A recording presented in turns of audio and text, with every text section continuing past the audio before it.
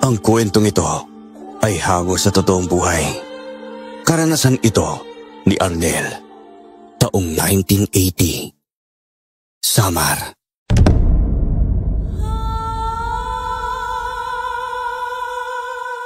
Dahil mahirap ang buhay at wala akong sapat na pinag-aralan, tanging paggawa ng basket at iba pang produkto na gawa sa kawayan ang aming ikinabubuhay. Bata pa lang kami ng kapatid ko ay tinaruan na kami ng aming lolo Delfino sa bagay na iyon. Hanggang sa magbinata ako at magdalaga naman ang kapatid kong si Linda.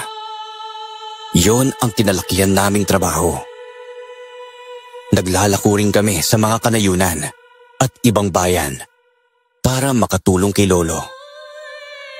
May mga suki rin kaming halos kada buwan o kaya linggo kung kumuha sa amin ng mga basket na ginagawa namin dahil inilalako rin nila sa ibang mga bayan.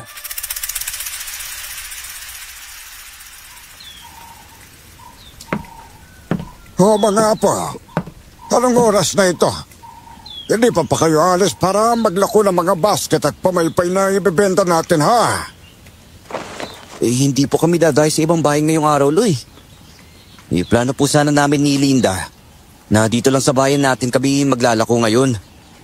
May mga nayon pa po kaming hindi napupuntahan ni Linda dito sa bahay natin eh. Oo nga po, Lo. Baka may mga bibili pong mga tao sa mga kanayunan. Sige, kayo ang bahala. Basta huwag kayong magpapaabot ng gabi, ha? Alam naman ninyong delikado dito sa ating bayan. Maraming haka-haka na mayroong mga aswang. Kaya naman baka mapahabak kayo kapag ginabila kayo sa daan. Sige po, Lo. Huwag po ninyo kaming alalahanin ni Linda. Kaya naman po namin ang sarili namin, Loy. Tama po si Kuya, Lo. Isa pa po, may alam kami sa pakikipaglaban kaya hindi kami matatakot sakaling may mga makasagupa kaming mga aswang, Lo. Pero wag pa rin kayong pakampante, mga apo. Hindi ibig sabihin na may alam kayo sa pakikipaglaban walang posibilidad na mapahamak kayo sa mga nilalang na yon. Nako, mabagsik ang mga aswang. At walang awa sila kung pumatay ng kahit anong mga nilalang. Kapag nakaengkwentro niyo sila, tandaan niyo, hindi magiging madali ang magiging laban ninyo sa kanila. Alam naman po namin yun, Lo. Pero hindi naman po kami magpapatalo sa mga nilalang na yun, no? Lala ko sakaling may makaengkwentro nga po kami, kagaya nila. Basta huwag nyo na pong isipin ang tungkol sa bagay na yun, Lo. Sinisigurado po namin ni Linda na walang mangyaring masama sa amin kung sakaling gabihan man po kami. Lalo na ngayong araw. Opo, Lo. Ilang beses na po kaming umuuwi ng gabi. Pero wala pa po kaming nararanasang kakaiba ni Kuya Arnel. Pero kapag nagkataon na may makasalamuha kaming aswang, hindi po kami aatras sa kanila. Kayo na bahala. Basta kung maaari, umuwi kayo bago dumilim ang paligid, ha? Sige po, Lo. Siya po. Mag-ayos at maghahanda na po kami ni Linda nang sa ganun makaalis na po kami para makapaglako. Sige mga apo. Magsisimula na rin ako sa trabaho ko, ha? Sige po, Lo.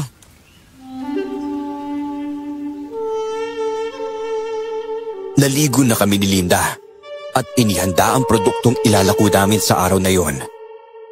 Nang maging maayos ng lahat, nilapitan na namin si Lolo Delfino na noon ay abala na sa paggawa ng mga basket at pamaypay na ilalako rin namin sa mga susunod pang mga araw.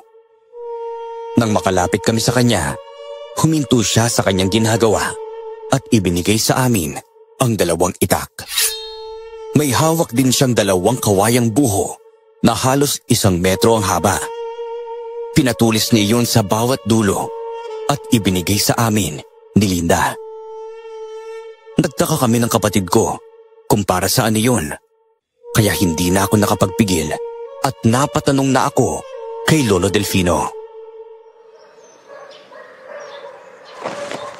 Teka, Lo, para saan po yung mga kawayang buho na ito? At saka, bakit niyo po pinapatuloy sa mga dulo nito? Kasi naman naisip ko lang. Naipadala sa inyo mga yan mga apo eh. Baka gabihin kayo sa pag-uwi ninyo. Kaya paniguradong magagamit ninyo ang mga bagay na yan. Saan naman po namin gagamitin ng mga ito, Lo?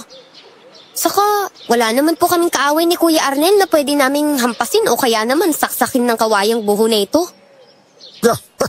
Ikaw talaga, Lindy. Hindi naman ninyo gagamitin ang mga yan sa mga tao. Kung hindi sa mga aswang na po. Pwede niyong gawing proteksyon at panlaban sa mga nilalang na yon. Ang mga kawayang buho na yan. At maging ang mga itak na dadalhin ninyo. Si Lolo talaga hindi niyo naman po kasi sinabi kaagad eh. Nako, mas mabuti ng handa kayong dalawa. Hindi naman mabigat ang mga yan kaya dalhin na ninyo. Kinatatakutan ng mga aswang. Ang kawayang buho na yan, lalo na. At pinatuli sa mga dulo. Abay kahit papano, makakampante akong hindi kayo madaling malapitan ng mga nilalang na yon. Bakit naman po nila kakatakutan yan, Lo? Parang simpleng kawayan lang naman yan eh. Aba, ay huwag niyong mamalitin ang magagawa ng bagay na mga apo. Sa pagkakaalam ko, kapag nagawang masugatan ng mga aswang ng kawayang buho na pinatulis, mahihirapan silang pagalingin ang mga sugat na magtatamo nila. Mula rito, base yun sa mga sinabi ng matatanda noon. Kaya huwag din nating baliwalain ang tungkol sa paniniwala nila. O isa pa, napatunayan na rin ng aking ama noon sa akin ang bisa ng ganitong uri ng panlaban sa aswang.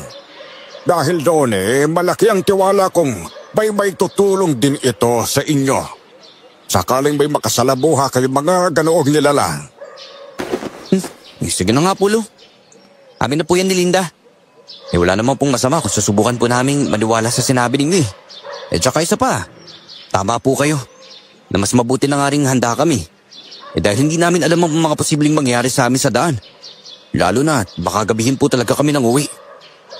Ay teka, isa nga pala baga po. Bakit po, Lo? Bago ko makalimutan ang tungkol sa bagay na ito sasabihin ko na lang sa inyo. Alam naman ninyo ng nakaraang araw nagpunta ako sa bayan, di ba?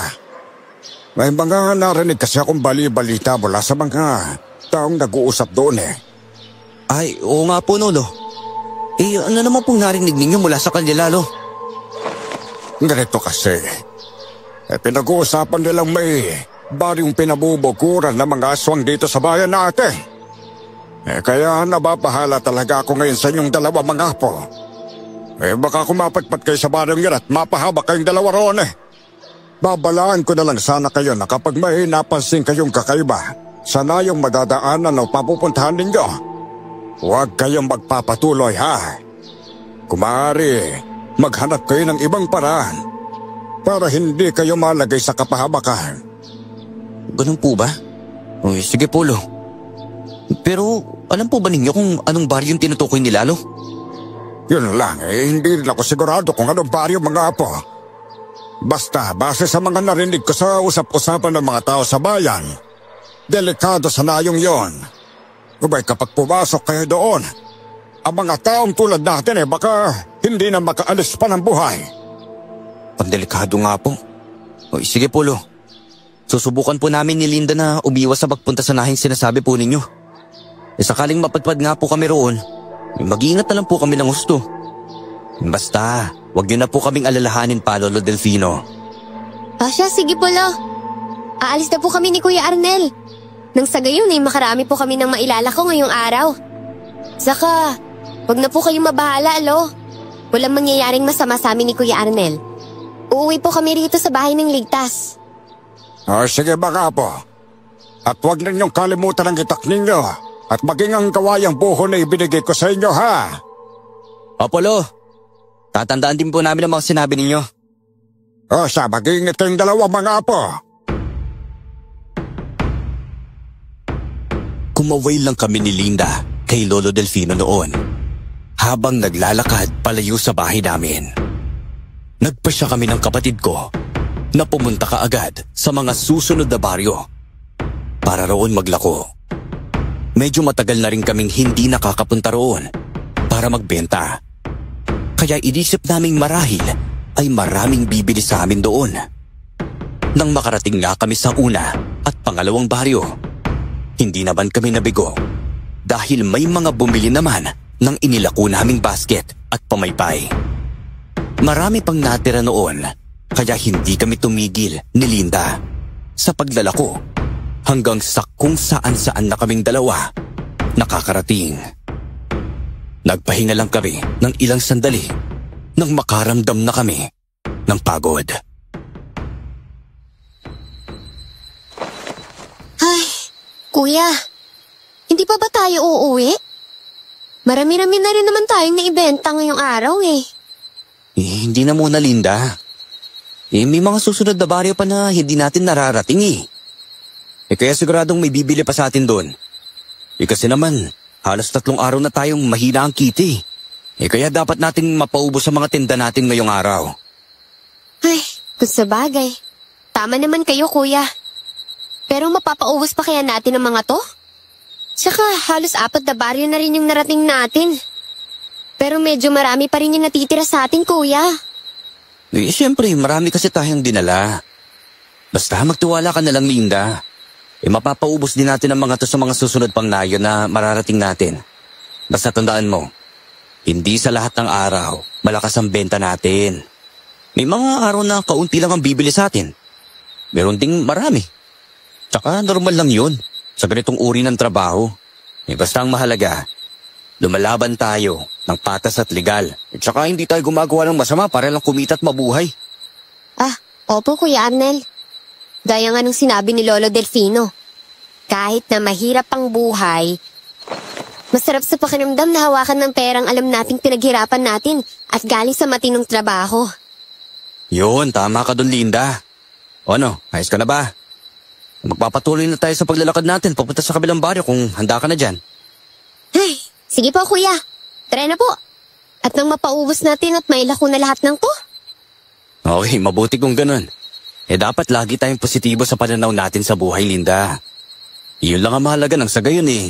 Hindi tayo panghinaan ng loob. Hindi tayo pababayaan ng nasa itaas. Opo kuya. Nakarating nga kami sa kabilang baryo noon at laking tuwa namin dahil may mga bumibili sa mga inilalako namin doon. Hindi naubos pero kakaunti ang natira. Kaya nagtungo pa kami sa susunod pang nayon. Dahil hapon na at alam naming gagabihin kami sa daan, binilisan namin ang paglalakad naming dalawa. Hindi kami nabigo na mapaubos ang inilako namin sa huling nayon na napuntahan naming dalawa. Laking tuwa namin ni Linda noon, kaya nagpasya kaagad kaming umuwi. May kalayuan man kami wala sa aming baryo. Wala kaming naging pakialam dahil mas mahalaga sa amin na naubos ang mga paninda namin. Inabot na nga kami ng dilim noon, kaya naging alerto na kami ni Linda sa aming paligid. Tara na, bilisan na lang natin ang paglalakad natin nang makarating na tayo sa baryo natin, Linda. Ipaniguradong nag-aalala na sa atin si Lolo, lalo na gabi na. Pero matutuwa rin siya kapag nalaman niyang napaubos natin ang mga dala natin paninda. Oo nga po Kuya Arnel. Saka medyo pagod na rin po ako kaya pagdating sa bahay, matutulog ako kaagad pagkatapos nating maghapunan. Ako rin naman eh. Basta sumunod ka lang sa akin. Gandaan na lang natin ang mga sarili natin, lalo na hindi natin alam kung anong pwede mangyari sa ating dalawa dito. Lalo na sa madadaanan natin. Opo kuya. Ay, teka lang po Kuya Arnel. Parang ibang daanan itong tinatahak natin kuya. Oo nga Linda, no? Hindi natin ito nadaanan kanina. Pero huwag kang mag-alala. Dahil alam ko naman kung saan papunta ang daan ng ito eh. Mas mabilis tayo makakarating sa kabilang baryo kapag dito tayo dumaan. Sigurado ka kuya? Oo naman no. Minsan na akong nakapaglako rito nang wala akong kasama noon no. Mas mapapabilis ang pagdating natin sa kabilang baryo kaya magtiwala ka lang sa akin. Tsaka huwag kang mag-alala. Walang nangyari sa akin nang dumaan ako rito noon no. Kaya paniguradong hindi tayo mapapahamak kung sakaling itong daang tatahakin natin. Pero Kuya Arnel, malay ba natin may mga nagbago na pala sa baryong to? Saka, baka magulat na lang tayo. At dito sa daanang ito pala natin matatagpuan ang bahagi ng nayon na pinumunggaran ng mga aswang gaya ng sinabi ni Lolo Delfino. Posible na nga maraming nagbago pero huwag ka nga mag-isip ng mga negatibong bagay. Kung iniisip mo ang sinabi ni Lolo Delfino sa atin tungkol sa baryong pugad ng mga aswang, pagsawalang bahala mo na lang muna, Linda. Medyo ako naniniwala na may ganun dito sa bayan natin, no? Bakit hindi kayo naniniwala, Kuya? Sabi naman ni Lolo ay marami nang nag-uusap tungkol doon. Kasi naman, kung meron kasi talaga, di sana matagal na sanang nanalasa ang mga nilalang na yun sa mga kanayunan, di ba? Sabagay, oo nga Kuya Arnel. Wala naman tayong naririnig na balita tungkol sa pananalasa ng mga aswang. Wala rin namang mga nadidik na mga ito. Kaya marahil, hindi nga po talaga totoong tungkol sa bagay na yun. Tama ka dyan. Wala rin namang sinabi si Lolo na may nagpapatunay na totoo yun. Kung ako sa'yo, mas isipin mo na lang na dapat tayong makauwi kaagad sa baryo natin. Dahil panigurado, nag-aalala na sa atin si Lolo. Sige na nga po, Kuya Arnel. Susunod na lang po ako sa likuran ninyo. Basta siguraduhin ninyong alam ninyong daanang ito at hindi tayo maliligaw. Kumanda ka talaga sa akin kapag naligaw tayong dalawa. Sige ka, susumbong kita kay Lolo na ikaw ang pasimuno bakit ginabi tayo ng uwi. Oo nga, alam ko. Ikaw talaga, Linda eh. Ginagamit mo ang pagiging bunso mo para pagalitan ako lagi ni Lolo Delfino. Kahit hindi naman minsan totoo ang sinusumbong mo sa kanya. Sumbongera ka talaga. Hindi ko kasalanan yun, Kuya. No siya, bilisan na natin ang paglalakad. Manatili na lang din tayong alerto ha, at handa sa paligid natin. Apo, Kuya. Nagpatuloy na kami ni Linda sa paglalakad naming dalawa. Nang nasa kalagitnaan na kami ng daanang tinatahak namin, nakaramdam ako ng kakaiba. Tipong may nagmamasid sa amin noon. Pero wala naman akong nakikita sa tuwing nagpapalingaling ako. Dahil ayaw kong takutin ang kapatid ko, naging tikom ang bibig ko tungkol sa bagay na yon. Hindi ko rin alam, pero may mga ingay akong nauulinigan na parang may mabibilis na pagyabag. Sa tingin ko, ay hudyat iyon na may kakaiba talaga sa bahagi ng layong iyon. Napatingin ako sa kapatid ko na noon ay panay na rin ang paglinga sa aming paligid. Marahil ay nauulinigan niya rin ang mga ingay na naririnig ko. Pero hindi niya lang sinasabi sa akin. Dahil doon, napahinto ako sa paglalakad at ganoon din siya. Bakit po kayo huminto sa paglalakad, Kuya? Ikaw talaga. Mukhang pugad ka na kasi. Kaya iniisip ko na baka gusto mong magpahinga muna. Kahit ilang sandali lang. Tsaka isa pa. Kanina ko pa napapansin na hindi ka mapakalirian eh. Bakit? Ayos ka lang ba, Linda? Ang totoo po kasi niyan, Kuya. Pakiramdam ko ay minakamasid sa atin kanina pa. Tsaka, sa tingin ko talaga pagsisisihan natin kung bakit sa bahaging nayon ito tayo dumaan eh. No ba, huwag ka nga mag-isip ng ganun, Linda. Wala namang kakaiba sa paligid natin ah. Alam mo, tinatakot mo lang ang sarili mo. Dahil sa iniisip mong yan eh. Pero kanina po, Kuya, panay rin ang linga nyo ah. Baka may hindi lang kayo sinasabi sa akin. Wala ah. Minamatsagan ko lang ang paligid natin eh. Pero wala naman akong pinapansin, no? Ibahin po ninyo ako, Kuya Arnel. Simula po kasi nung naglakad tayo patungo dito, kinabahan na ako. Parang may iba talaga sa bahaging nayon na ito eh. Kaya hindi ako mapakali. Hindi talaga ako komportable na dito tayo dumaan, Kuya. Hindi ko rin alam kung bakit kinukutoban akong may hindi magandang mangyayari sa atin dito. Ano ka ba? Huwag mo ngang isipin ang bagay na yun. Ikaw lang din ang nagbibigay ng alalahanin sa sarili mo eh. Kasama mo naman ako. Kaya huwag kang mag-alala. Tsaka isa pa, may mga aramas naman tayong panlaban sakaling may sumugod man sa atin sa lugar na to. Kaya hindi tayo mapapahamak. Tsaka, subukan lang ng kung anong nilalang na sugurin tayo, no?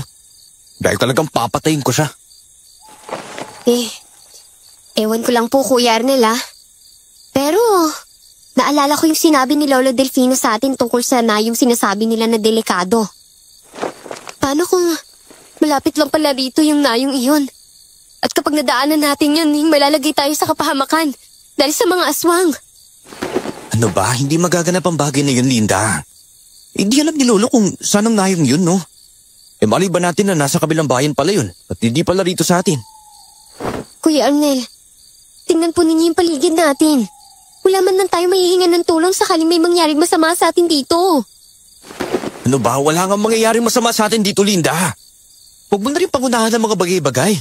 Isa pa, akala ko ba hindi ka takot sa mga aswang, ha? Hindi naman talaga ako takot sa mga nilalang na yun, Kuya Arnel. Saka, alam kong kaya nating makipaglaban sa kanila, pero napapaisip lang din ako Paano kung marami sila at maalangan tayo? Kapag hindi tayo nakaligtas sa kanila, paniguradong papatayin nila tayo at hindi na tayo makakauwi sa bahay natin. Ay, oo siya. Alam kong nababahala ka lang dahil iniisip mo na mag-aalala sa atin si Lolo Delfino. Pero huwag kang magbahala pa. Dahil paniguradong makakauwi tayo ng ligtas sa bahay. Sige po, Kuya. Hindi ko na lang po iisipin yung mga bagay na yun. Mabuti naman kung ganun. Basta hindi kita pababayaan kahit anong mangyari, Linda. Kung kapalaran talaga nating makasagupa ang mga aswang, kahit anong iwas pa natin sa mga nilalang na yun, naniniwala akong gagawa ng paraan ng tadhana para makatagpo natin sila. Pero kung hindi man, hindi mas mainam. Natahimik na lang kaming dalawa noon ni Linda. Napansin kong kahit papano ay kumalma ang kapatid ko dahil sa naging usapan namin. Tahimik na lang ulit kaming nagpatuloy sa paglalakad naming dalawa. Inihahanda ko na lang ang sarili ko sa kung anumang susunod na mangyari sa amin ng kapatid ko sa lugar na yon. Hindi ko alam, pero bigla rin akong kinabahan. Pero pinilit kong ipagsawalang bahala na lang. Hanggang sa hindi inaasahan, may natanaw kaming mga kabahayan. Hindi kalayuan sa aming kinaroroonan. Tanging lampara lang ang nagsisilbing ilaw sa mga kabahayang iyon. Nagtaka ako dahil walang mga bahay sa bahaging yon. Nang napunta ako roon noon, napaisip akong marahil tama si Linda na may mga nagbago sa nayong iyon. Hindi ko ipinakita sa kapatid ko na nag-alangan akong dumaan sa mga kabahayang iyon, kaya tuloy pa rin ang paglalakad naming dalawa.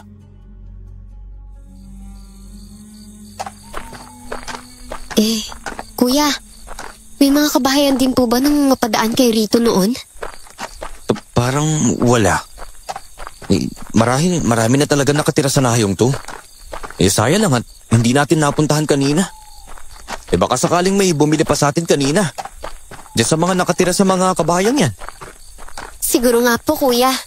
Pero mukhang may kakaiba sa mga bahay roon Kuya, pakinggan po ninyo.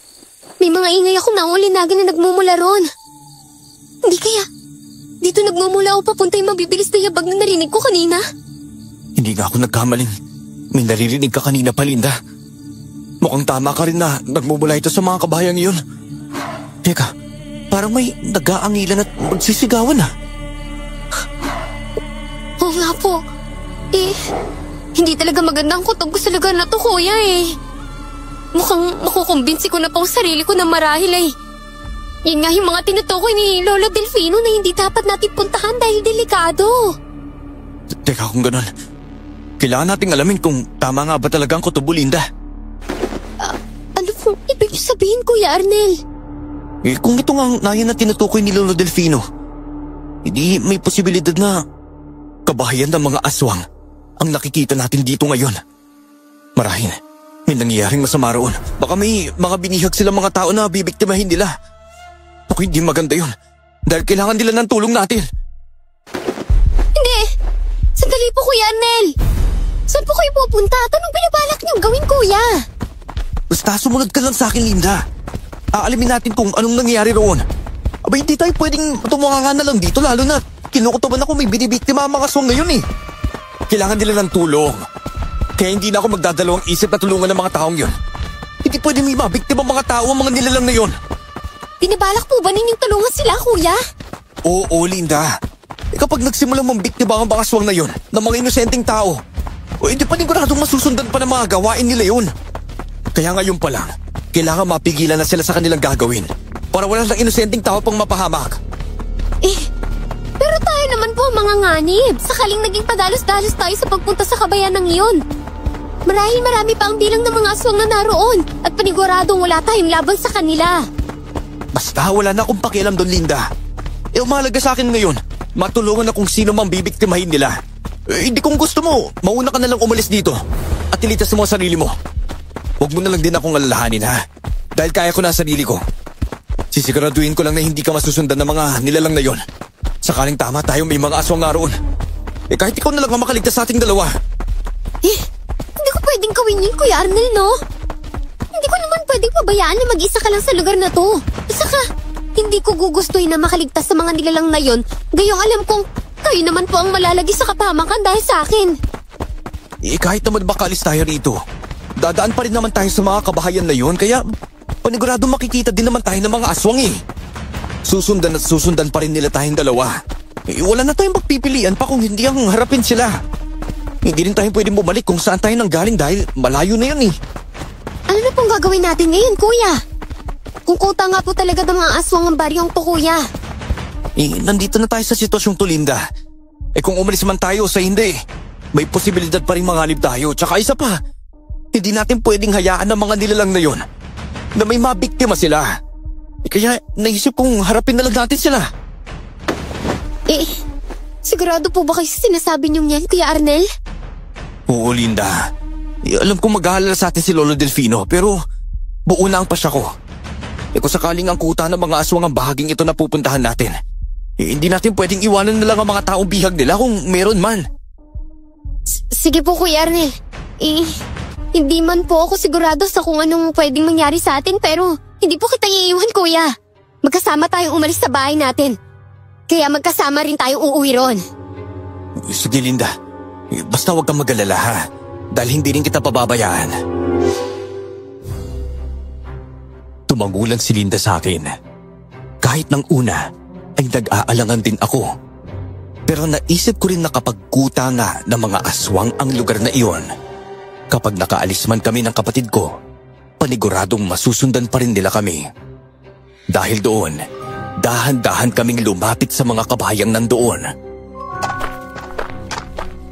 Habang papalapit kami ng papalapit, dinig namin ang mga sigawan na tila may naglalabang mga nilalang. Kinutuban kaming may mga taong nakikipaglaban sa mga aswang na nandoon, kaya gusto rin naming makita ang nangyayari roon. Nang makahanap kami ng pwesto ni Linda kung saan makikita namin ang mga pangyayari roon, bahagya kaming sumilip. Nanlaki ang mga mata ko nang makita kong maraming mga tao roon ang nakikipagbuno sa mga nilalang na nagpapaga ang mga mata. Alam kong aswang iyon, kaya naikuyom ko ang aking palad.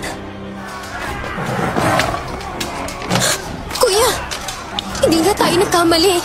May mga aswang nga rito at pinalabanan sila ng mga taong yun. Marahil, mga bihag na sila. Nasundan siguro sila ng mga taong yun at natunto ng kuta nilang ito. Kaya marahil wala na silang nagawa pa kundi ang makipaglaban sa mga aswang na yun, Linda. Ano na pong gagawin natin, Kuya Arnel? Ganito, magmatsyag na lang muna tayo, ha? Panoorin na lang natin ang mga susunod na mangyayari sa kanila. Sige po, Kuya. Itutuloy po ba natin ang balak natin kay Arnel? Parang gusto ko po kasing umalis eh. Lalo na, marami palang mga aswang na makakainkwentro natin sakaling makipaglaban tayo sa kanila. Basta hindi na ako atras, Linda. Kung gusto mo, magtago ka na lang dito. At ako na ang tutulong sa mga taong yun na makipaglaban sa mga aswang. Hindi, Kuya Arnel. Sasama po ako sa inyo, Kuya. Hindi ko hahayaang mag-isa lang kayong tumulong sa mga taong yun. Sige, ikaw ang bahala, Linda. Pero may napapansin lang din ako rito eh. Ano pong ibig niyo sabihin, Kuya? Mukhang may mali sa lugar na ito, lalo na sa mga taong nakikipaglaban sa mga aswang na yun. Hindi ko alam pero may kutob akong hindi sila basta mga tao lang eh. Ha? Bakit niyo naman po nasabi yung mga bagay na yan, Kuya Arnel? Parang kasing kakaibang kilos nila eh. Marahil kung hindi sila grupo ng mga manggagamot, baka maraming tingero ang mga taong yun. Tingnan mo, nakakain nila makipagsabayan sa mga aswang nang walang kahirap-hirap. Napapaslang din nila ang mga nilalang. Katulad ng mga aswang na yun oh. Mabilis din ang kanilang pakilos. Tsaka tignan mo rin, hindi itak ang gamit nila sa pakikipaglaban kung hindi mga espada. Tama po kayo, Kuya. Tingnan po ninyo yung bahaging yun, no? Yung dalawang tao po, may mga hawak na espadang kumikinang dahil sa liwanag ng buwan. Hindi na ako nakaimik pa nang sabihin iyon ni Linda. Hindi ako makapaniwala sa nakikita ko noon. Kinutuban ako ng hindi maganda dahil sa mga nasaksihan namin. Nanatili lang kami roon ni Linda at nagmatsyag sa mga susunod na pangyayari. Namamangha pa rin kaming dalawa dahil sa nakikita naming labanan sa pagitan ng mga aswang at ng mga taong nandoon. Nasa ganoong sitwasyon kami nang mapansin namin may mga aswang na nakatitig sa aming dalawa. Dahil doon, inihanda namin ang mga sarili namin, lalo na ang itak namin at ang kawayang buho na may matulis na dulo na hawak pa rin namin noon. Walang ano-ano, tumakbo papunta sa direksyon namin ang 4 na aswang. Nang nasa harapan na namin sila, kitang-kita namin ang mga matutulis na ngipin nila habang kaharap namin sila at nakangisi sa aming dalawa ni Linda. Linda, hindi dapat tayo magpahuli sa mga aswang na yan. Kailangan din nating lumaban sa kanila. Sige po, Kuya. Gagawin ko pong makakaya ko ng tagayon ay hindi nila ako mahuli at maging kayo rin po. Sige, makakaya mo bang labanan ng dalawa sa kanila? Opo, Kuya. Kung ganun, tigdadalawa tayo sa laban, Linda, ha? Kapag nagawa kong pabagsakin ang mga nilalang na yan, tutulungan kaagad kita. Tandaan mo ang sinabi ni Lolo na magagamit natin ang kawayang buho na ito na ipinadala niya sa atin. Sige po, Kuya. Kung tama nga si Lolo na makakatulong to sa atin para patayin ng mga aswang, subukan kong gamitin mga bagay na to sa kanila. Sige, Linda. Basta, hindi tayo dapat basta sumuko sa mga aswang na ito. Hindi ako papayag na mabiktima tayong dalawa. Opo, Kuya. Mahigpit nga kaming napahawak ni Linda sa itak namin at maging sa kawayang buho na ipinadala sa amin ni Lolo. Napansin naman namin na nakatingin sa bagay na iyon ang mga aswang. Marahil, takot nga sila rito.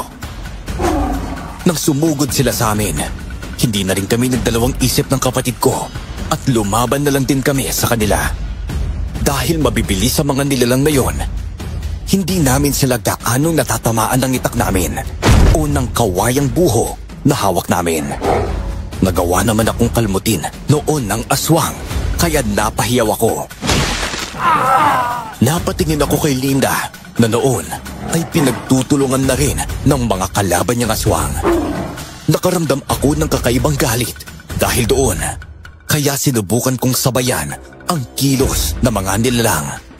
Kalaunan, nagawa ko ring pabagsakin ang isa sa mga kalaban ko nang tagain ko siya sa braso at itarak sa tiyan niya ang kawayang buho. Hindi ako makakapayag na maging biktima ninyo kami! Lalaban ako sa abot ng aking kakayahan hanggang sa magawa ko kayong patayin! Linda, huwag ka magpapatalo sa mga kalaban mong yan! Huwag ka matakot sa kanila! Opo, Kuya. Hindi po ako magpapatalo sa kanila. Kahit nahihirapan man ako sabayin sila ngayon, pero alam ko magagawa ko silang talunin. Sige, patuloy ko lang na magkapaglaban sa kanila. Huwag kang mag-alala. Kapag napatay ko ang aswang na kalaban ko, tutulungan kita sa dalawang yan! Sige po, Kuya Arnel. Kumanta ka! Dahil tatapusin na rin kita, kagaya ng kasama mo! Magkiti ka lang, Linda! Huwag mo silang ayaw masugatan ka! Opo, Kuya! Hindi ko na inaksaya ang oras ko noon at ako na mismo ang sumugod sa aswang na kalaban ko. Nang tagain ko siya sa bandang leeg niya, hindi na niya naiwasan pa iyon. Hinarangan ko kasi ng kawayang buho ang bahagi kung saan sana siya iiwas, kaya natakot marahil ito na tamaan din ng bagay na iyon.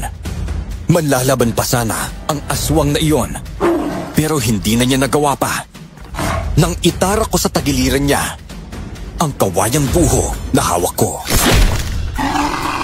Napahiyaw na lang siya dahil sa ginawa ko. Sinubukan pa niyang kunin ito para makapigla siya, pero mas binaon ko pa iyon sa kanyang tagiliran. Bumagsak sa lupa ang aswang, kaya mabilis kong dilapitan si Linda para tulungan sa mga aswang na kalaban niya. Gamit ang itak at kawayang buho naming dalawa, sinugod namin ng walang tigil ang dalawang aswang hanggang sa nagawa naming mapatay ang mga nilalang. Kuya, nagawa na po nating patayin ang 4 na aswang na kalaban natin. Ano na po ngayon ang gagawin nating dalawa? Nagkalat sa paligid ang mga aswang at ang mga taong nakikipaglaban sa kanila. Yang mabuti pa, umalis na lang siguro tayo rito, Linda. Mali ako nang inakala na bihag ng mga aswang ang mga taong yun. Anong ibig niyo sabihin, Kuya Arnel? Naisip ko na baka ang mga taong ito ay tagatugis ng mga aswang. Kaya ganoon na lang kadali para sa kanila na labanan ng mga nilalang. Kasalanan ko ang lahat kung bakit napunta pa tayo sa ganitong sitwasyon, Linda. Kasi naman, inakala ko nanganganib ang mga tao rito pero hindi naman pala. Tayo lang ang nanganib sa lugar na ito, Linda. Huwag na po nating isipin ang tungkol sa bagay na yan, Kuya. Maghanap na lang po tayo ng paraan para makalis sa lugar na to. Hayaan na lang po natin ang mga taong yun. Sila ang lumaban sa mga aswang. Sige, Linda. Tara na. Tumakbo na tayo roon. Nang sa ganun makalis na tayo rito. Opo, Kuya.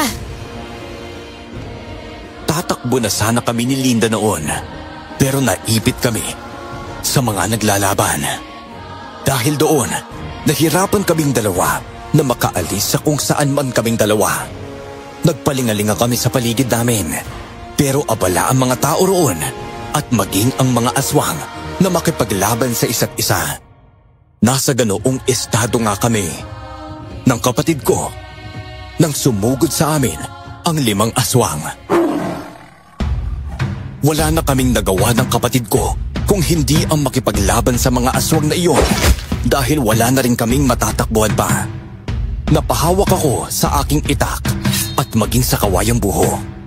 Nang sugurin ako ng mga aswang, nakipagsabayan ako sa mga kilos nila. Ganoon din naman si Linda, kaya itinuon ko na lang din muna ang pansin ko sa pakikipaglaban. Walang tigil akong umatake noon sa mga kalaban kong aswang hanggang sa nagawa kong mapabagsak ang isa sa kanila. Ayop kang aswang ka! Ang hapdi na sugot ko dahil sa pagkalmot mo sa akin! Linda! Ano, ayos ka na ba? Opo, Kuya Arnel. Huwag na po kayo mag-alala sa akin. Kaya ko pa naman pong lumaban. Mabuti naman kung gano'n. Hayaan mo. Kapag nagawa ko mapatay ang mga aswang na kalaban ko, tutulungan ulit kita sa mga kalaban mo. Hindi na po, Kuya. Kaya ko naman po mga kalaban kong to. Sigurado ka dyan, ha? May sugat ka na sa braso mo, Linda, eh. Wala lang po ito, Kuya Arnel. Malayo sa bituka. Huwag na po ninyo akong alalahanin. Ituon niyo na lang po sa pakikipaglaban sa mga aswang at tensyon ninyo. At saka, baka kapag nalis po ninyo ang mga tingin sa kanila, kayo naman po mapahawak sa mga nilalang na yan. Oo, sige. Basta mag-ingat ka sa mga kalaban mo, ha? Huwag mo silang hayaan na mapatay ka nila. Uwi pa tayo sa bahay natin. At sigurado nag-aalala na si Lolo Delfino, eh. Oo po, Kuya. Itinuon na namin ni Linda ang atensyon namin sa pakikipaglaban sa mga aswang. Dahil 3 pa ang mga nilalang nakaharap ko, naging maingat ako sa aking mga kilos. Nagagawa ko silang sugatan ng itak, pero hindi naging sapat yun para mapabagsak ko sila. Ginamit ko rin ang kawayang buho sa pakikipaglaban sa kanila. Napansin kong napapaiwas ng husto ang mga nilalang sa tuwing sinusubukan ko silang saksakin gamit iyon. Ilang sandali pa, napagtagumpayan kong pabagsakin ang isa sa kanila. Nasa ganoong sitwasyon ako nang marinig ko ang malakas na sigaw ni Linda. Nanlaki ang mga mata ko nang makitang hawak na siya ng 2 aswang. Nagpumiglas ang kapatid ko pero hindi niya magawang makaalis sa pagkakahawak ng mga nilalang sa kanya. Tatakbo na sana ako sa kanya para lapitan siya, pero nagawa akong pigilan ng aswang na kalaban ko. Mahigpit nila akong hinawakan sa dalawang braso ko. Pakawalan niyo kapatid ko! Papatayin ko talaga kayong lahat! Pag may ginawa kayo hindi maganda sa kapatid ko! Pumagta kayo sa akin! Kuya! Ano pang gagawin nila sa atin? Hindi ko rin alam, Linda. Pero susubukan ko makali sa pagkakahawak ng mga aswang na to. Hindi ako papayag na mabiktima na tayong dalawa. Hawakan ninyong mabuti ang dalawang taong yan. Huwag din niyo silang pakakawalan kahit na anong mangyari. Sino kaya? At saan niyo kami dadalhin? Hindi na ninyo dapat malaman kung sino ako. Gagawin lang naman namin kayong bihag. Kung magpapakabait kayo, ay hindi namin kayo sasaktan at papatayin. Titignan lang namin kung hanggang saan nagkayang gawin ng mga kalabang namin yon. Kung makikita nilang may bihag kaming mga kagaya ninyo na madadamay sa kaguluhang nito. Hindi! Bitawan ninyo kami! At huwag niyo kaming gagamitin labas sa kanila! Wala silang pakialaman sa amin dahil hindi nila kami kakilala! At isa pa, aksidente lang kaming napatpan sa lugar na to eh! Kaya walang magiging silbi kung sakali mang gagawin niyo yun! Wala namang mawawala sa amin kung susubukan namin gawin yon, binata. Isa pa, kung hindi ninyo kilala ang mga taong yon, pues kami, kilala namin sila. Alam naming hindi nila maatim na pabayaang manganib ang mga inosenteng tao na katulad ninyo. Paano ka naman nakakasiguro sa bagay na yun, ha? Sige na naman, pakawalan niyo na kami ng kapatid ko! Dahil wala naman kami kinalaman sa gulo ninyo eh! Kung ganon, bakit kayo nandito sa lugar na ito? Kasi ganito yun. Dito kami dumaan para umuwi sa baryo namin. Hindi namin sinasadya na mapadpad dito. Wala kami ibang bakay maliban sa pagdaan sa lugar na to. Hindi nga namin nakalain na may mga aswang eh. At saka mga taong naglalaban sa lugar na to. Kung hindi lang kami lumapit ng gusto sa mga kabahayan dito. Iyon ang pagkakamali ninyong dalawa. Pero kahit naman dumaan lang kayo, panigurado mapapansin pa rin naming mga aswang ang presensya ninyo. Mabuti na lang at napadpad kayo rito dahil may magagamit kami laban sa mga kalaban namin. Ano gagawin niyo sa amin? Pakawalan niyo kami! Bahala kayo mabigo sa balak ninyo. Hindi nila kami tutulungan ng mga taong yan gaya ng iniisip ninyo. Wala rin naman sila magiging pakialam sa amin ng kapatid ko eh. O sige, ganito na lang. Kung hindi talaga nila kayo tutulungan, wala na rin ako magagawa pa. Kung di tuluyan kayong dalawa. Hindi na rin naman dapat kayong buhayin pa dahil sa mga nasaksihan ninyo sa lugar na ito. Manganganib lang kami mga aswang sakaling magsusumbong kayo sa mga kapwa ninyo. Hindi ako papayag na patayin ninyo kami. Hintayin nyo lang na makaalis kami ng kapatid ko sa pagkakahawak ninyo. Dahil lalabanan namin kayo lahat. Papatayin namin kayo. Kung manlalaban kayo, mas mapapabilis ang pagpatay ko sa inyong dalawa ng kapatid mo. Hindi ibig sabihin na may kawayang buho kayo at itak na dala ay matatakot mong lahat ng aswang dito. Ang hindi lang marunong umiwas sa bagay na yan ang matatakot sa inyo. Ibahin niyo ko dahil kahit anong armas man ang gamitin ninyo laban sa akin, hindi ko kayo aatrasan at katatakutan. Ikaw talaga ang una kong papatayin!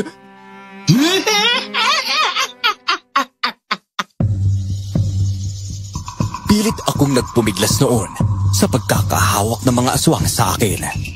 Dahil sa ginawa ko, sinuntok ako ng isa sa kanila. Napahiyaw ako at sa hindi inaasahan, nabitawan ko ang itak at kawayang buho na hawak ko. Narinig kong tinawag ako ni Linda. Kinaladkad nila kami papalapit noon sa mga taong nakikipaglaban sa kanilang mga kasamahan. Dahil doon, nabitawan din ng kapatid ko ang mga hawak niyang armas sa pakikipaglaban sa mga aswang. Nang makalapit nga kami sa kinaroroonan ng mga iyon, napatigil ang mga aswang sa pagsugod sa mga taong kalaban nila. dahil sumenya sa kanila ang aswang na nakausap namin. Napapangisi pa ang nilalang, kaya nakaramdam ako ng galit sa kanya. Napansin ko naman noon ang isang lalaki at babae na nakatitig sa akin. Nakitaan ko ng pagkabahala ang mukha nila. Pero nawala rin yun dahil naging seryoso sila nang magsimulang magwika ang aswang. Presensya, Silas. Nakikita ba ninyo ang dalawang taong ito? Oo naman, Tandang Constantina. Hindi kami bulag para hindi sila makita. Anong binabalak ninyo sa dalawang yan? Tandang Constantina. Gagamitin kami ng matandang aswang na yan laban sa inyo. Hindi ko man alam kung bakit niya gagawin yan, pero huwag kayong maniniwala sa kung na masasabihin niya. Manahimik ka, binata. Huwag mo akong pangunahan. Dahil kapag hindi ako nakapagtimpi sa'yo, pupugutin ko ulo mo sa harap mismo ng kapatid mo. Huwag niyo silang ginadamay, Tandang Constantina. Wala silang kinalaman sa gulong nasa pagitan natin. Kayong dalawa! Sino kayo? At bakit nga ba kayo naririto sa lugar na ito? Arnel po ang pangalan ko at si Linda naman. Yan ang kapatid ko. Napadpad lang kami rito dahil dadaan sana kami pauwi ng aming baryo. Hindi naman namin aakalain ng kapatid ko na may masasaksihan kaming labanan sa pagitan ng mga aswang at mga tao eh. Wala po kaming ibang intensyon maliban doon. Hindi ko sila idadamay, Silas. Kung gagawin mo ang gusto ko. Ano naman yun, Tandang Constantina? Alam mo na kung anong ibig kong sabihin. Ibigay mo sa akin ang kung anumang pakay namin dito sa inyo at pakakawalan namin silang dalawa.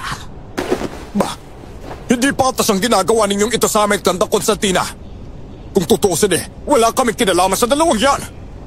Pero alam kong hindi ninyo maatim na may mga inosenteng tao na mapapahamak gaya na lamang ng dalawang ito. Ano nang gagawin natin, Silas? Hindi natin pwedeng hayaan na lang na mapunta sa matandang aswang na yan. Ang pinaka-iniingatan ng ating angkan. Pero hindi rin dapat madamay ang dalawang tao na yan, gayong wala silang kinalaman sa gulong nasa pagitan natin at ng mga aswang nito. Pasensya na talaga kayo. Pero hindi ko pwedeng isakripisyo ang kaligtasan ng angkan namin para sa inyong dalawa.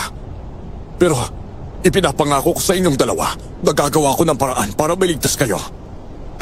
Ano pang paraan ang gagawin mo, Silas? Pinagagali ko na nga para sa inyong lahat ng bagay, pero tinatanggihan pa ninyo. Alam niyo namang hindi pwedeng ibigay ko sa inyo ang gusto ninyo. Yung bagay na ipinaglaban din namin sa inyo simula pa noon. Kahit ikamatay ko pa, handa akong protektahan ng bagay na yon para hindi makuha ng mga nilalang na katulad ninyo. Teka, hindi ko maintindihan kung ano man ang gulo sa pagitan ninyo, ha? Pero wag niyo na po kami idamay ng kapatid ko. Kahit ako na lang, basta palayain at paalisin niya lang dito ang kapatid ko sa lugar nito.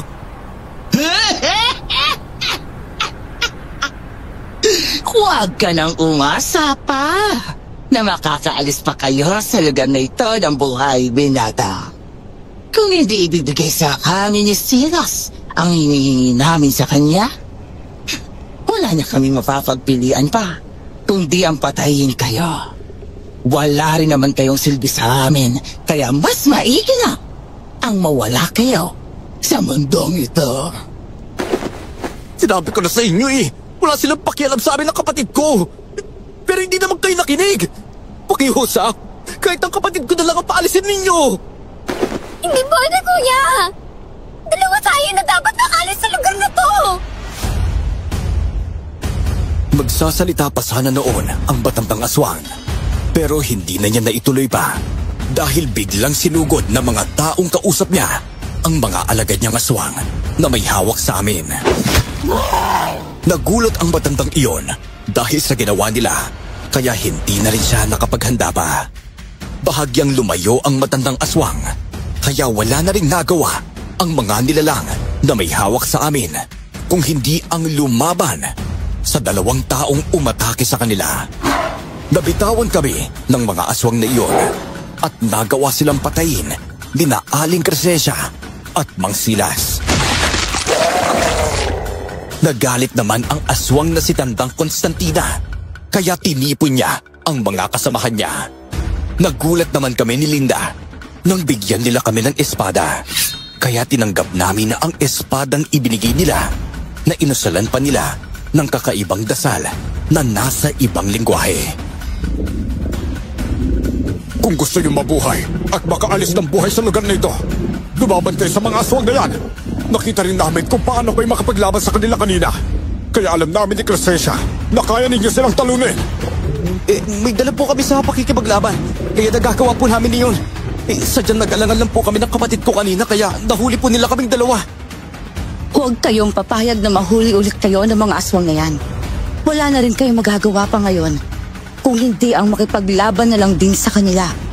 Hindi rin nila kayo titigilan kahit pa na makaalis kayo sa lugar na ito. Sige po, susubukan namin ng kapatid ko na tulungan kayo puksain ng mga aswang na yan. Ayos lang ba yun sa iyo, Linda? Opo, Kuya Arnel.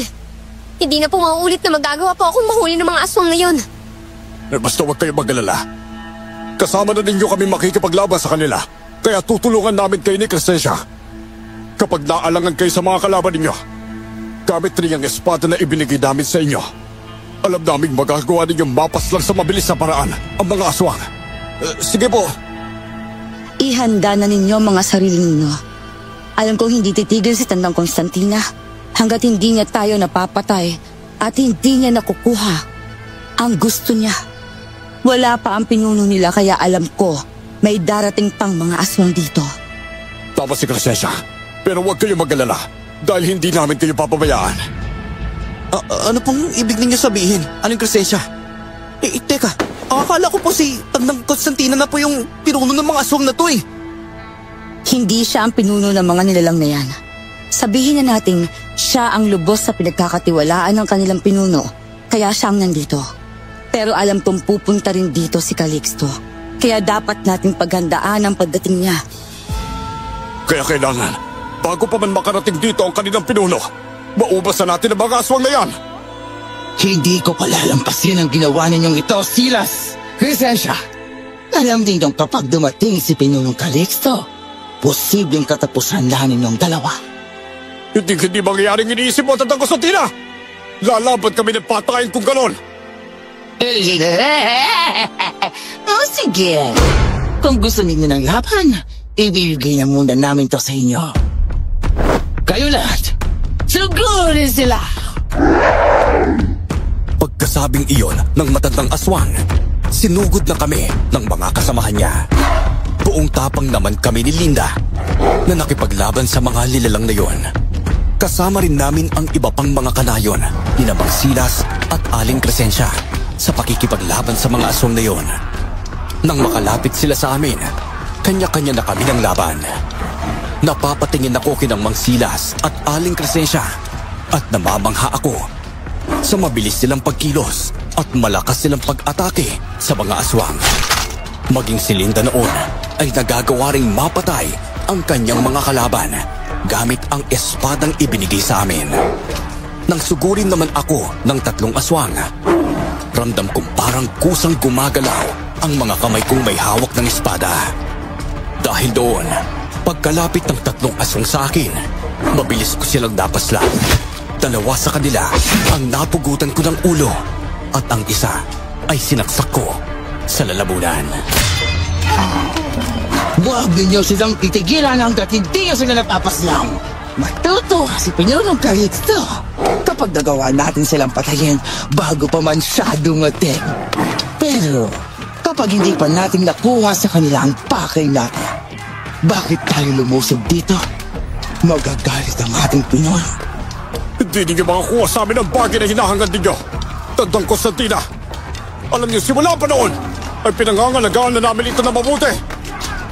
Halos ilang beses na rin namin sinubukan, Silas. Pero sa pagkakataong ito, alam namin magtatagumpay na kami na makuha yan sa inyo. Hanggat hindi ninyo kami tinitigilan, hindi rin kami susuko sa pagkikipaglaban sa inyo. Kung ganyan, huwag natin tigilan ang laban ito. Sige na, tapo! Tapusin silang lahat! Nagsiangilan noon ang mga nilalang bilang pagsang-ayon sa matandang aswang. Sinugod din nila kami, kaya hinarap namin silang lahat. Bago pa man sila makalapit sa amin, ay sumalubong na kami sa kanila. Bawat aswang na lumalapit sa akin, walang pagdadalawang isip kong inaatake gamit ang espada. Hindi ko alam kung anong ginawa ni Mang Silas at Aling Crescencia sa mga espadang yon. Pero ramdam kong parang may kung anong enerhiya na nagiging dahilan para kusang gumalaw ang mga kamay ko at maging ang katawan ko para labanan ang mga aswang. Hindi na ako nag-aksaya pa ng oras at nang atakihin ako ng 4 na aswang, mabilis ang naging pagkilos ko para paslangin sila. Nagulat na lang din ako nang makita kong sabay kong napugot ang ulo nilang 4 gamit ang espadang hawak ko. Napatingin ako sa kapatid ko at nang nakita kong marami siyang kalaban, lumapit ako sa kanya. Ayos ka na ba, Linda? Opo, Kuya Arnel. Huwag po ninyo akong alalahanin. Malaki na po ang naitulong ng espada na ibinigay ni Aling Crescencia at Mang Silas. Kung hindi lang sana natin nabitawan ang mga kawayang buho at mga itak na ibinigay ni Lolo, hindi mawawala mga yun. Basta wag mo nang isipin ang tungkol sa mga bagay na yun, ha? Yang mahalaga, may armas pa rin tayong panlaban sa mga aswang.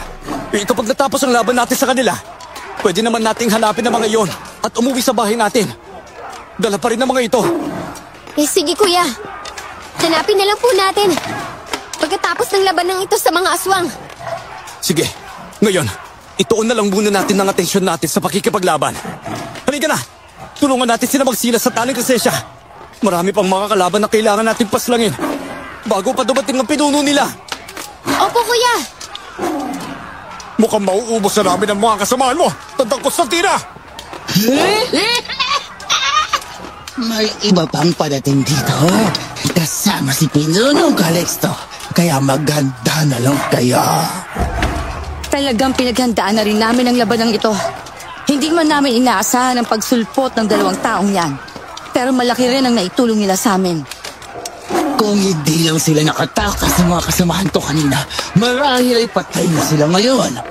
At alam mo, gagawa kami ng paraan para mapaslang kayong lahat. Dahil sinugod ulit kami ng huling grupo ng aswang na kasabahan ni Tandang Constantina, hindi na kami nagpigil pa sa aming mga sarili. Dahil sabay-sabay na sumugod ang mga aswang sa amin, magkakasama rin kaming sumalubong sa kanila. Nang makalapit sa amin ang nilalang, kanya-kanya na kaming atake sa kanila hanggang sa bumagsak sila. Ganoon na lang ang gulat ng matandang aswang. Nang wala pang 3 minuto, ay nagawa na naming patayin ang kanyang mga kasama. Kitang-kita niya kung paano naman sinaksak at pinagtataga ang mga kasamahan niya. Kaya bahagya rin siyang napalayo sa amin at tila nakitaan namin ng takot ang kanyang mukha. Ngayon, Tandang Constantina, mag-isa na lang kayong natitira, kaya madali na lang sa amin na patayin kayo. Gaya ng sabi ko, hindi mo makukuha sa amin ang mutsyang pinagkakaingatan naming mga diwata! Maghintay lang kayo sa pagdating ng iba ko pang kasamahan at ni Pinunong Calixto dahil matatapos din ang pagmamayabang mo, Silas. Makukuha namin sa inyo ang mutya ninyo, mga diwata. Diwata? Ano pong ibig sabihin ng mga aswang na yan? Tama. Tama ang narinig yung dalawa. Arnel, Linda. Kaming dalawa ni Crescencia, pati na ang iba pa naming mga kasamahan na nakikipaglaban sa mga aswang, ay mga diwatang nabubuhay rito sa mundo ng mga tao. Teka, ibig po ba sabihin ang nayong ito ay hindi pinamumuguran ng mga aswang kung hindi pinamamahayan ninyong mga diwata, Mang Silas? Oo, Arnel. Payapa kaming namumuhay rito dahil gusto rin naman naming subukan kung paano maging isang tao. Pero nang malaman ng mga aswang ang tungkol sa amin, nilusob nila kami ngayong gabi. Sakto rin napatpat kayo rito. Kaya nasaksihan nyo ngayon lahat ng narito. At nanganganib na rin kayo ngayon ang buhay ninyo. Ilang beses na nila kaming nilusob sa kahit saang lugar man kami nagpunta. Kaya sa pagkakataong ito, hindi na namin sila inatrasan at nakipaglaban na kami sa kanila. Kayo po bang namumuno sa mga kasama ninyong mga diwata, Mang Silas? Tama ka dyan, Linda. Kami ng asawa ko si Crescencia ang namumuno sa kanila. Grabe. Haka-haka sa bayan ang tungkol sa nayong pinamumuguran ng mga aswang pero mali pala kami nang iniisip namin na ito ang nayong iyon. Imbis na aswangan nandito, mga diwatang katulad ninyo. Tama ka dyan, Arnel.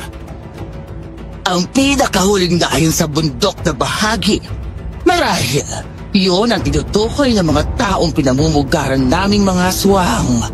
Pasalamat kayo dahil hindi pa kami nananalasa sa mga kanayunan. Dahil mas inuuna namin puntiryahin ang mga diwatang ito. Bakit nila kayo pinupuntirya? At lumusob sila sa nayon ninyo, Mang Silas? Mahabang kwento. Pero isa lang rin ang punot dulo ng lahat, Arnel. Ano naman po yun, Aling Crescencia? Iyon ay dahil sa mutyang iniingatan naming mga diwata. Nais na makuha ng mga aswang ang mutya na yon dahil may kakaibang epekto ito sa mga nilalang na katulad nila. Teka, ano pong ibig niyo sabihin? Kapag napasa kamay ng mga aswang na yon, ang mutya naming mga diwata, magkakaroon sila ng kakaibang lakas. Yung tipong mahirap na silang matalo lalo na at magkakaroon sila ng immortalidad. Di ibig sabihin hindi po sila mamamatay kung ganon. Parang ganoon na nga, Linda. Kaya hindi namin gustong makuha nila ang aming mutya dahil ayaw namin mangyari ang bagay na yun sa kanilang pinuno. Aba, hindi namin gustong maging malakas ang pinuno nila dahil paniguradong gagamitin lang nila sa masama ang kanilang kapangyarihan. Tama po kayo dun, Mang Silas. Hindi po palabo yun.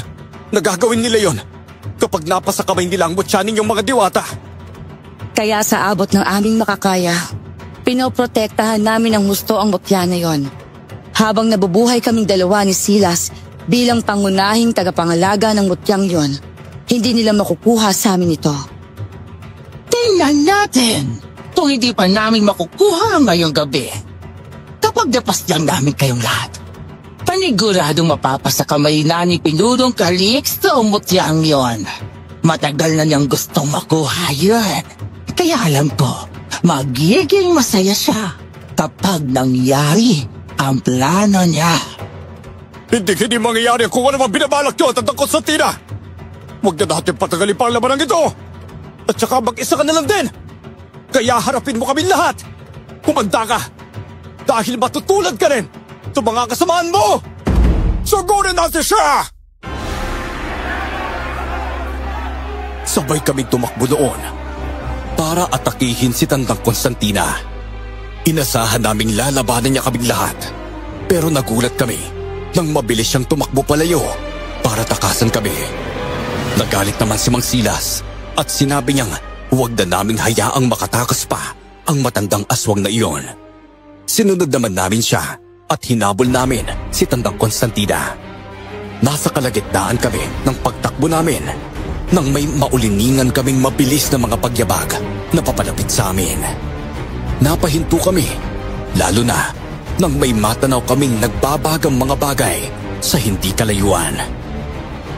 Marami sila, kaya alam namin mga aswang iyon, nakasamahan ni Tandang Constantina at ng iba pang mga nilalang na nagawa naming patayin. Napatras kami noon dahil hindi tumitigil sa pagtakbo ang mga nilalang na iyon hanggang sa nakasalubong nila ang matandang aswang. Lumapit sila sa amin, pero napahinto rin sila. Nagkita ulit tayo, Silas! Crescencia! Hindi ko akalaing may mga bago pala kayong kasama! Huwag mo silang pupuntiryahan, Calixto. Kami ang kalaban mo. Kaya huwag mo silang idadamay! Pinunong Calixto!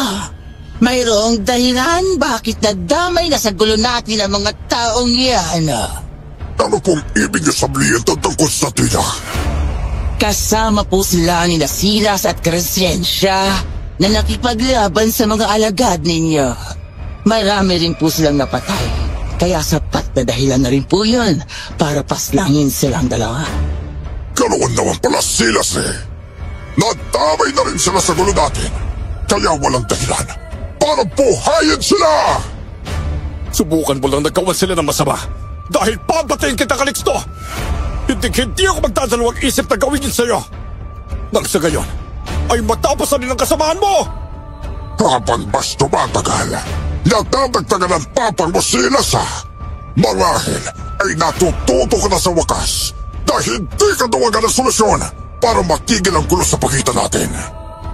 Ilang beses na ba kaming tinakasan, pero ngayon, hinarap na ninyo kami! Tama ka, Calixto. Hindi na ako ang dating Silas na nakilala mo. Mas matapang na nga ako ngayon dahil ikaw mismo ang dahilan kung bakit naging ganito ako. Gusto kong patunayan sa inyo na hindi ako duwag. Dahil simula pa noon, kapakanan lang na mga nasasakupan ko ang iniisip ko. Ganun pa rin naman ngayon. Pero may nag-iba nga lang. Sa pagkakataong ito, hindi na ako tatakas. At handa na akong ipagtanggol sila. Dapat sa iyong tatlo! Mabuti naman kung gano'n. Pagpor sa akin yon. Dahil kapag nagawa namin kayong patay ngayon, makukuha na namin ang mutya ninyo! Teka, siya po bang pinuno ng mga aso na yan, Mang Silas? Oo, Arnel. Kaya po pala kakaiba siya sa mga kasamahan niya. Mas malaki ang pangangatawan niya at mas mataas po siya. Saka mas mabalahibo rin ang kanyang anyo. At hindi itim ang kanyang buhok kundi parang kulay pilak na kumikinang dahil sa liwanag ng buwan. Bakit po? Parang kagaya siya ng mga espadang hawak ninyong dalawa. Mang Silas, Aling Crescencia, marahil ay mas malakas din po siya kumpara sa kanilang lahat. Tama ka sa iniisip mo, Linda. Isa siyang aswang na nahahanay sa lahi ng mga Sirabawan. Kaya mas malakas nga siya kung ikukumpara sa iba niyang alagad. Isa yang uri ng aswang na gustong magkaroon ng mga mutya mula sa matataas na uri ng mga engkanto at diwata. Naniniwala siya na mas magiging makapangyarihan siya kung ikukumpara sa iba pang mga aswang at magkakaroon sila ng immortalidad kapag may mga ganun silang mga mutya na hawak. Masyado na ninyong pinapahaba ang usapan! Pagsimula na tayo lumaban! Sabik na ako makuha ang mutya sa inyo, Silas! Kapag nangyari yun, magiging immortal na ako at wala nang makakatalo pa sa akin! Kahit anong nilalang ay mahihirapang talunin ang katulad ko! Nagkakamali ka kung inaakala mong papayagan kung mangyari ang Calixto. Sa pagkakataong ito, wala rin akong ibang hinahangad pa kung hindi ang mapaslang ka at ang buong ang kanilang mga aswang kayo! Magiging tahimik na rin kami kahit saan kami magpunta kapag tuluyan kayo nawala. Aasa ka sa hindi mangyayari, Silas! Kayong lahat, humanda kayo sa pagsugod sa kanila. Tandang Constantina, panuurin natin kung paano mamamatay ang kalaban natin yan. Sige, sugod na! Dahil sa sinabi ng pinunong aswang, mabilis na sumugod sa amin ang mga nilalang. Pinanood kami ni Pinunong Calixto, maging ni Tandang Constantina na makipaglaban sa kanilang mga kasabahan. Napapangisi pa silang dalawa dahil nakikita nilang nahihirapan din kami sa pakikipaglaban sa mga kauri nila. Pero kahit na ganoon, hindi kami tumigil hanggang sa nagawa naming makipagsabayan sa mga nilalang na iyon. Hindi na ako nagdalawang isip noon na patayin ang bawat aswang na sumusugod sa akin. Dahil magkakalapit lang kami ni Linda, nagtulungan kami ng kapatid ko. Napapatingin din kami kina Mang Silas at Aling Crescencia na noon ay nagagawa na ring patayin ng sabay ang mga kalaban nila. Nung sumugod naman sa amin ni Linda ang 4 na aswang, nagbalik kami ng pwesto at kaagad na inatake ang mga nilalang. Walang pag-aalinlangang itinarak namin sa dibdib at tiyan nila ang espadang gamit namin sa pakikipaglaban. Alam kong nag-aalala na po sa atin si Lolo Delfino, Kuya Arnel. Pero kung makikita lang po niya ang ginagawa natin pakikipaglaban ngayon sa mga aswang na nandito, marahil ay matutuwa siya dahil nakakaya nating mapaslang mga nilalang na yon, Kuya. Siguro nga, Linda. Pero hayaan mo, kapag naubos nating mapatay ang mga aswang nito, uuwi tayo sa bahay natin, ha? Ikukwento natin kay Lolo Delfino ang lahat ng nangyari sa atin sa gabing ito. Sige po, kuya. Gagawin po natin yun. Sige, sa ngayon, tapusin na muna natin ang laban sa mga aswang nito. Sila ang dapat mamatay at hindi tayo, Linda. Opo, kuya. Mukhang hindi tatagal ang mga alagad mo sa pakikipaglaban sa amin, Calixto. Tignan mo! Halos kalahati na sa kanila ang napapatay namin. Huwag kang magpakasaya dyan, Silas. Hindi pa tapos ang laban. Pwede pang mabago ang takbo ng laban hanggat may mga alagad ako na bubuhay at nagkikipaglaban sa inyo. Kung ganon, uubusin namin silang lahat ng sanayon. Kami ang mas lamang sa inyo. Kapag nakaharap na namin kayong dalawa ni Tandang Constantina, hindi ako magdadalawang isip. Natapusin kayong dalawa! Ihanda mo ang sarili mo, Silas. Uunahin kong paslangin si Crescencia nang sa ngayon ay mawalan ka na ng dahilan para mabuhay pa. Kapag nakawa ko yun, madali na sa akin patayin ka at ubusin ang buong angkan ninyo. Mapapasa kamay ko mo dyan ninyo. Kailanman ay hindi mangyayari ang bagay na iyon, Calixto. Aba, bakit hindi natin alamin kung sino ang magwawagi sa pagitan natin? Sige na mga kasama, huwag na ninyo sayangin pa ang oras ninyo. Tapusin na ninyo silang lahat. Wala kayong ititira, kahit isa sa kanila. Tumagundong sa buong lugar ang mga pag-angil na mga aswang. Inihanda naman namin ang mga sarili namin sa muling pagsugod sa kanila. Hindi nga nagtagal, umatake ulit ang mga nilalang sa amin, kaya nakipaglaban kami sa kanila. Sa pagkakataong iyon, inisip kong tapusin ang mga aswang na susugod sa akin. Sa isa o kaya ay 2 atake lang. Hindi naman ako nabigo sa bagay na iyon dahil nagawa ko ngang mapatay ang mga aswang dahil pinupunterya ko ang dibdib at leeg nila. Kapag alam kong maaalangan ako, buong lakas kong inaatake sila. At nagugulat na lang ako dahil nabubuwal sila nang nakihiwalay ang ulo nila sa kanilang katawan. Napatingin ako sa mga kasamahan ko at ganoon na lang ang tuwa ko nang makitang naubos naming patayin ang mga alagad ni Pinunong Calixto. Kitang-kita sa muka ng Pinunong Aswang ang labis na galit dahil sa mga nangyari sa mga nasasakupan niya. Sinabi ko na sa iyo, Calixto, mapapatay namin ang mga nasasakupan mo. Ngayon, kayong 2 na lang ng matandang yan ang kailangan namin tapusin. Hindi ko alam na malakas ka pala, Silas. Pero hindi ibig sabihin nun ay magpapadalo kami sa inyo. Gaya nga ng sinabi ko sa iyo, hindi na ako ang dating Silas sa kilala mo, Calixto. Kung inaakala mong mahina pa rin ako, nagkakamali ka sa bagay na yon.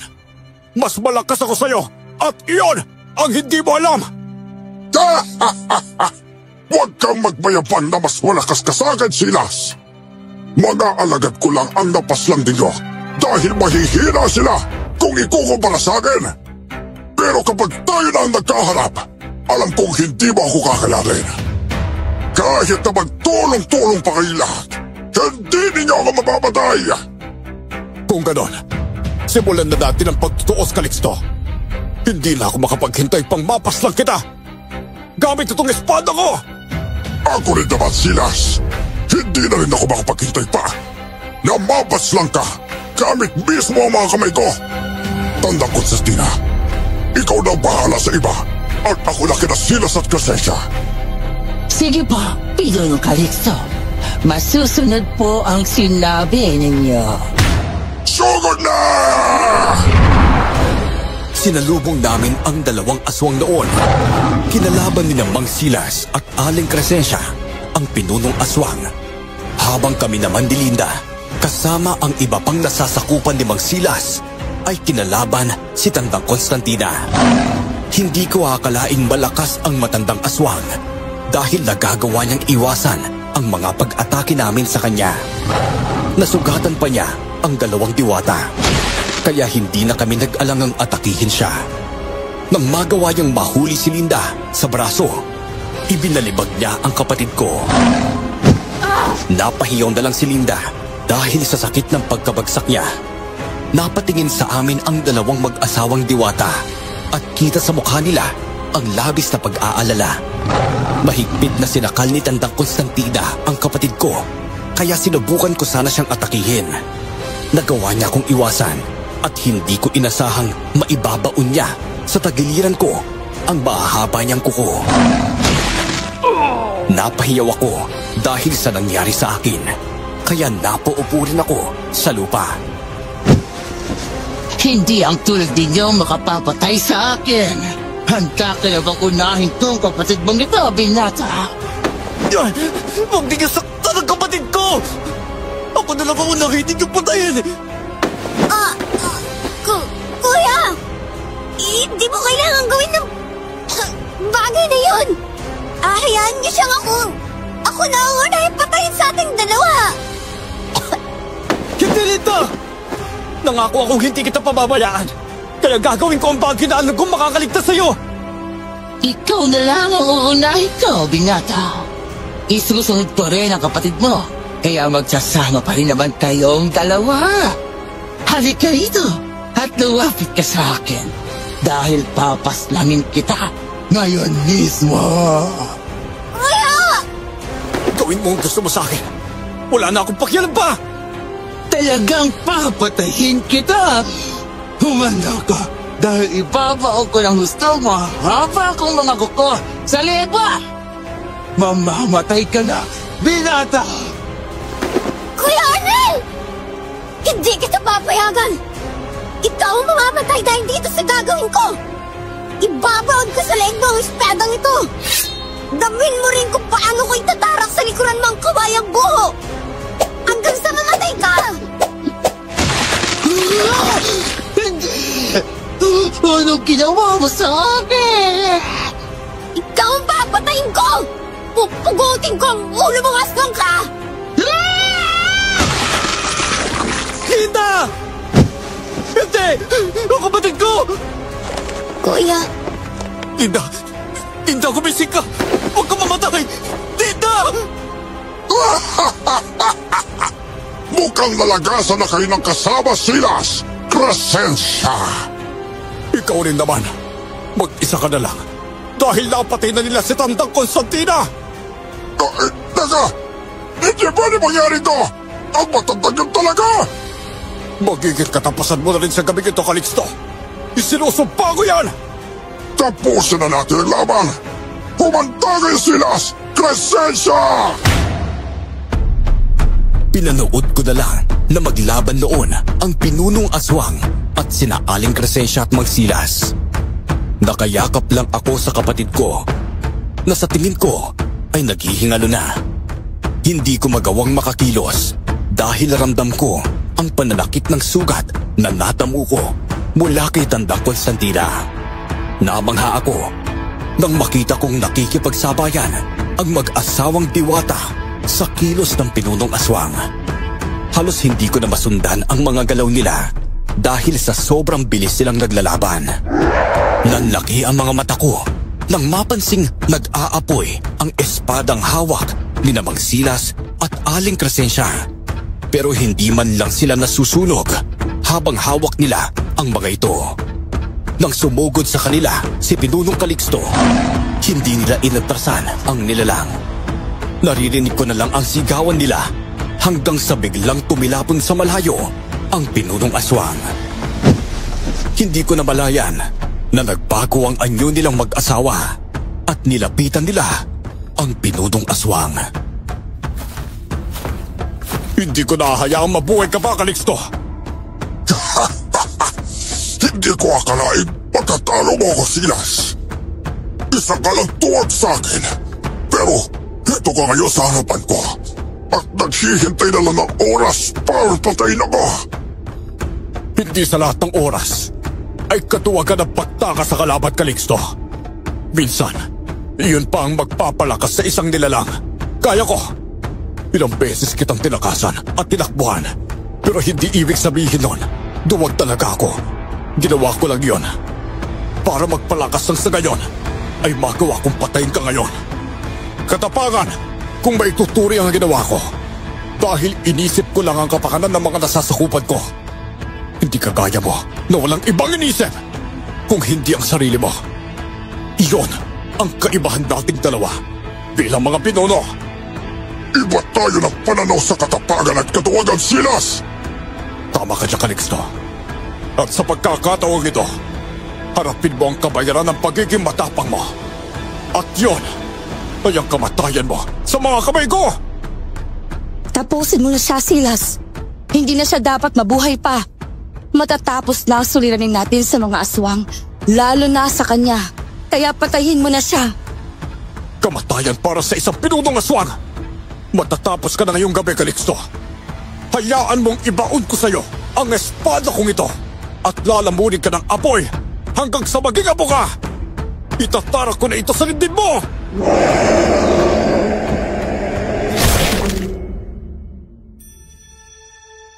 Hindi pa rin ako makapaniwala sa nakikita ko noon.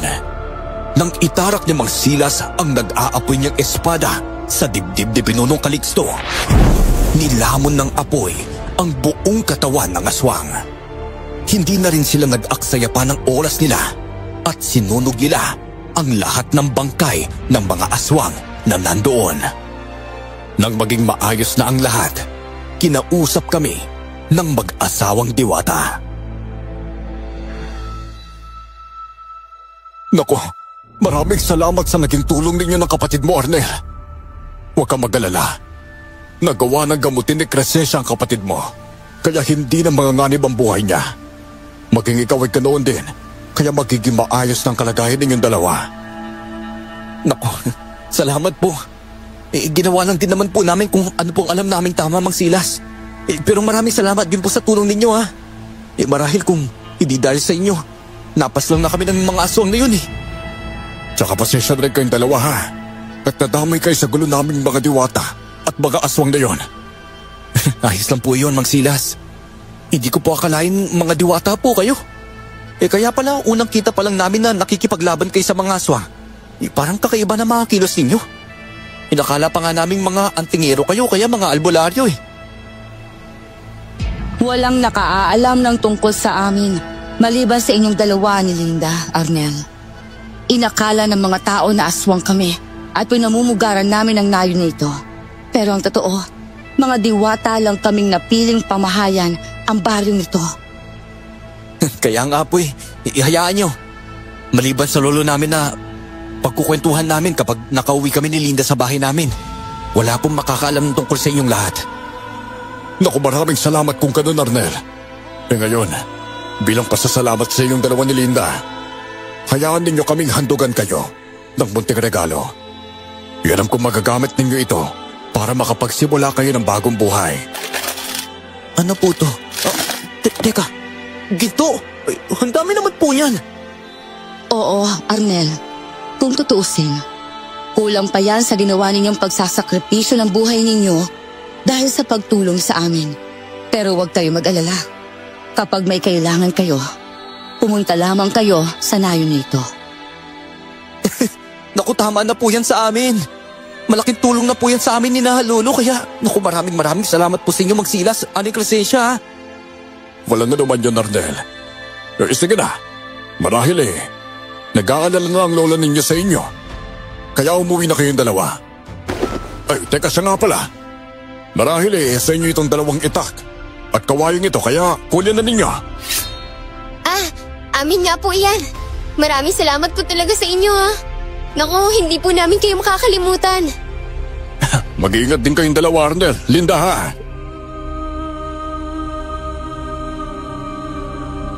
Tumangulang kami bilang tugon kay Mang Silas. Muli kaming nagpasalamat sa kanila at kinawayan sila bilang pagpapaalam. Tinahak na namin ang daan namin pauwi sa aming baryo. Sa kabutihang palad, nakauwi kami ni Linda sa bahay namin at naabutan namin si Lolo na naghihintay sa aming dalawa. Bakas sa mukha niya ang labis na pag-aalala niya nang makita niya kami. Mabilis niya kaming niyakap ni Linda.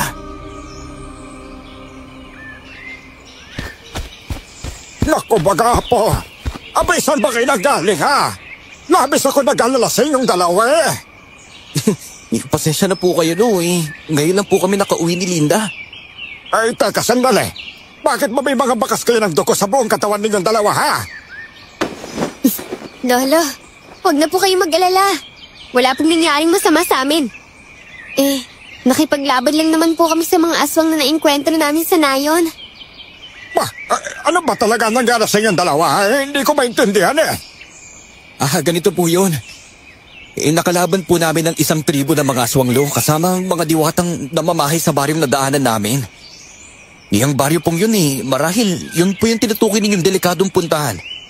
Dahil pinamumugaran ng mga aswang.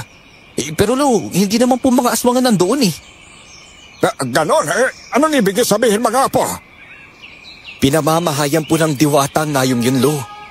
Sila po yung nakasama namin makipaglaban sa mga aswang na lumusob sa baryo nila para kunin ang pinakaiingatan nilang mutya.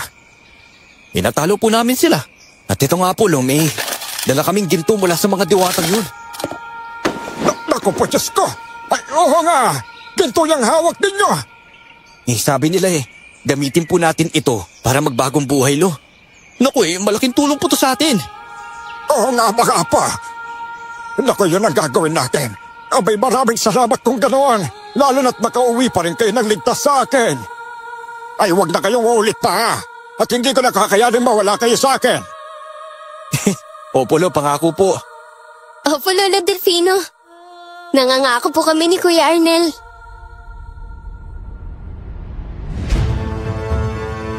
Naging lihim na namin ni na Lolo ang tungkol sa bagay o naging karanasan namin ni Linda ng gabing yun.